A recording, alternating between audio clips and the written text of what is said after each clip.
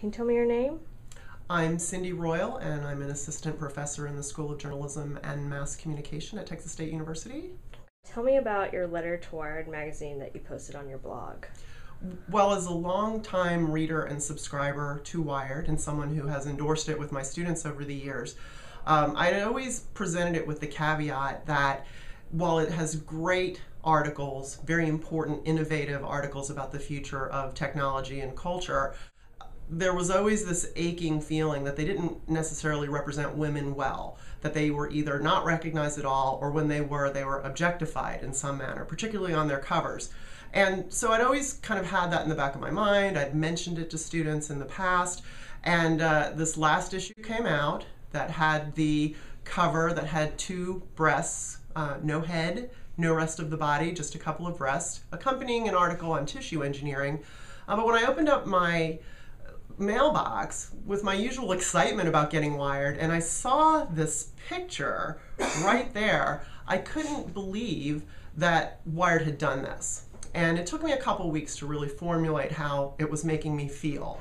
And I grew to understand that it was making me feel like someone had disappointed me. Somebody I really cared about had disappointed me. And that's how I got the idea to write this blog post in the form of a breakup letter, in that, I really love and respect you, however, you're hurting me. And not only are you hurting me, but you're hurting the people that I'm recommending it to, my students, who I really want to encourage the female students and the male students to go into technology, but I can't have, in good conscience, a recommendation for a publication that's perpetuating stereotypes.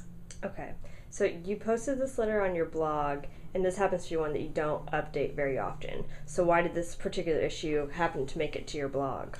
Well, I do have this tech blog that I write on when I have a tech issue that I want to talk about. I also have a music blog that I spend a lot more time on. I go to shows, I interview musicians. So this blog was the right place to post this idea. But I was surprised by the attention it got because it was a blog that doesn't get much traffic and that I don't use very often. So I think it demonstrates the power of social media beyond just the traffic that you have on your blog, the way that other social media tools can drive people and the way that people can share that information can drive people across the world to something that they feel is important or that they want to engage in the discussion. Okay, I understand that you've gotten a lot of reaction and feedback to this post, and so what I wanted to know is, did you submit it to Wired, or how did Chris Anderson and everyone else get the attention of this? So that's the interesting thing about this. I made a blog post, I posted it on Twitter, and I posted it on my Facebook, and that is all I have done.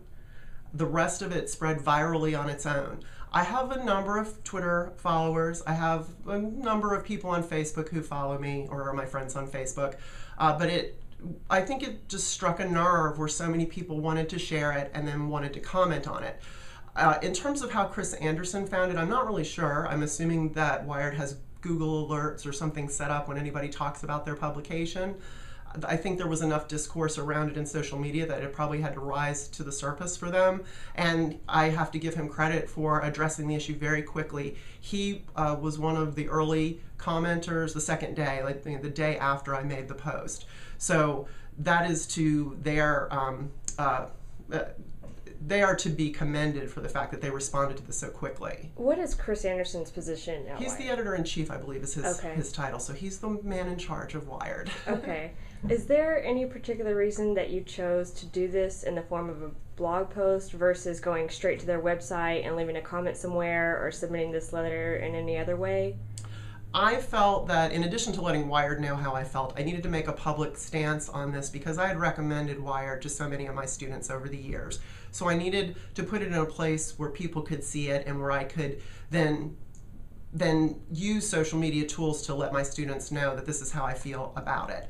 I just couldn't continue to endorse Wired in the same enthusiastic manner, and all the people that I had endorsed it to in the past needed to know about that. Okay. Now you said that Chris Anderson did respond to your letter. So how did you feel about his response? Did you agree with anything that he had to say, or?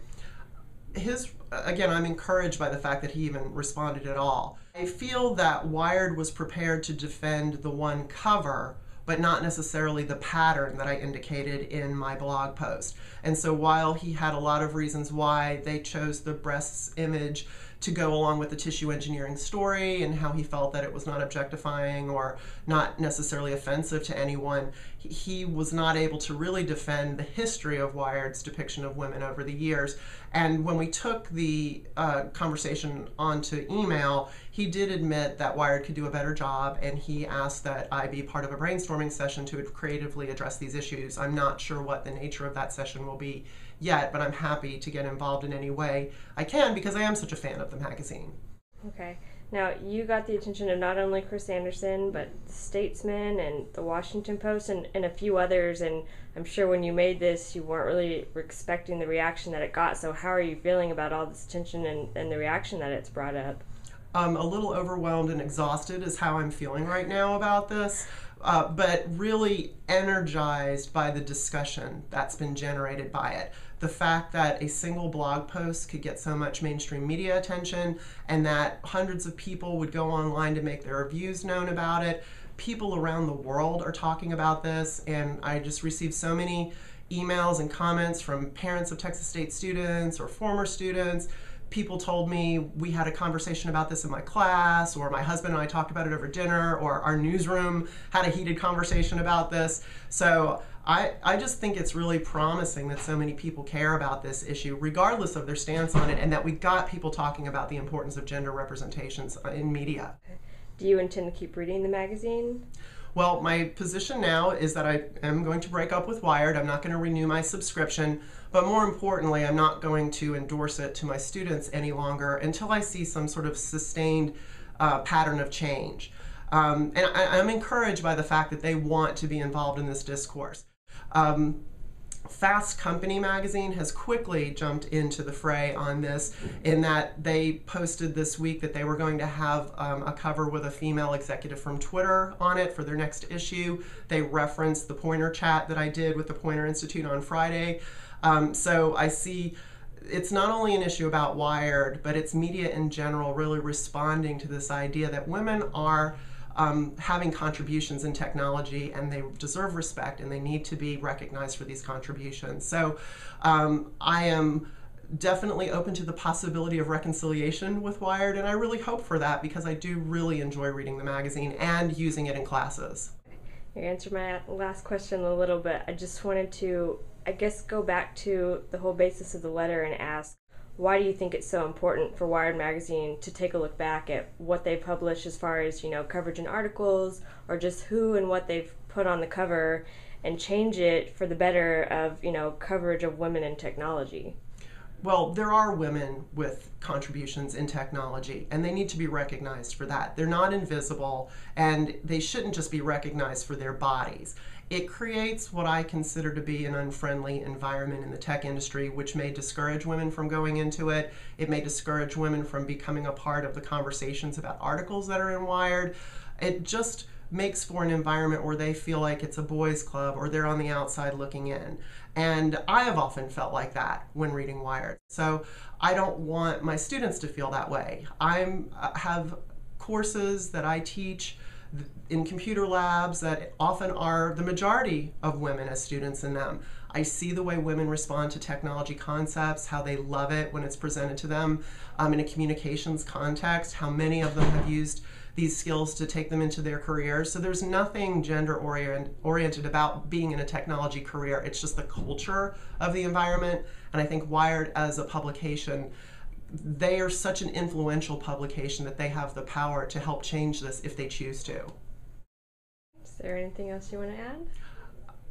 I guess I would say that this is more about my responsibility to my students than it is my individual tastes or something that offended me. I just feel that it's very important for me to, one, not recommend publications that I feel may be detrimental to my students in some way, or make them feel that they're not able to participate in something. But at the same time, I feel that it's just important that in a mass communication program that we have these discussions about gender representation, and we use it as sort of a learning opportunity, as well as a learning opportunity on the power of social media. So this has really been an interesting exercise in so many different aspects. Okay, thank you.